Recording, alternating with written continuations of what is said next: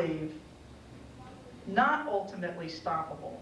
If you look at what China is trying to do right now with stopping access to the internet, it's very difficult to do. And that's where I get my optimism from. That I think what you look for is some kind of credible story. You look for the facts on the ground, as my lawyer friends say. You look for the facts on the ground, and then you try to figure out, based on those facts, what am I hearing on this level? And we're just getting more instantaneous, constant feedback of the facts on the ground in a way that I think was not possible before the creation of the internet, not possible before the forms of communication that are now available to us. It does not mean, I don't think for 1 minute we've got the story on the war in Iraq or anything else, the full story, but I believe that the mask is chipped away. It's chipped away all the time by the ability of people to cross these barriers and talk with each other. But it's very hard. It's hard to get information. It's hard to know what you're hearing. Yeah.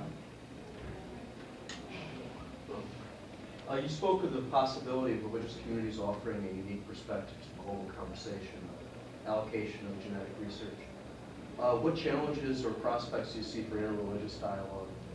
Just thinking of the response of some Muslim clerics to initiatives to eradicate polio in Africa. And we can't play God argument. We sometimes hear from more evangelical Christians. What kind of challenges do you see the Catholic community facing in these groups? Well, first, I think there's tremendous opportunities in interreligious dialogue. I mean, there are some things that that we share across differences of belief.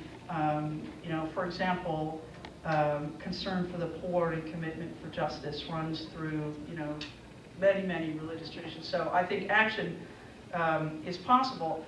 Any kind of intercultural or interreligious dialogue is going to be fraught with difficulties. I recall a friend of mine saying just recently she went over and participated in a conversation of women's studies professors, American and Arab women's studies professors. And one of the things that she discovered right away was that the Muslim scholars did not want to talk about religion. And they didn't want to talk about religion because for them it wasn't a separate component of a worldview. It just was another component. And and the American Christian scholars wanted to kind of lift it out as a separate thing.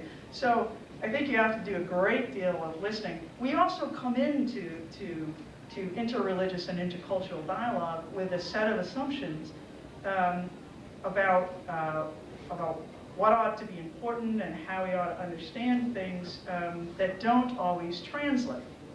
I think, for example, of what people discover about the place of autonomy when they look at other cultures. We just assume that, patient autonomy, well, it's unquestioned. And, then you begin to speak across cultures and even across religions, and that's understood differently. So there's certainly a question, I think, of sensitivity and of I think of dialogue. All the difficulties that attend that kind of dialogue are going to attend this too. But it does seem to me that partnership, religious partnership, is a critical force for justice, and it's one that ought to be tapped. We saw a lot of it around.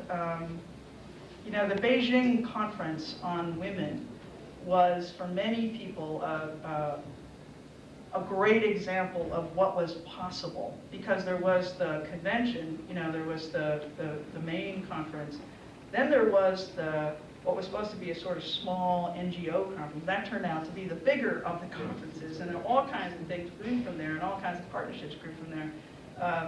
And some were questions of, for example, religious groups working on population issues and environment issues.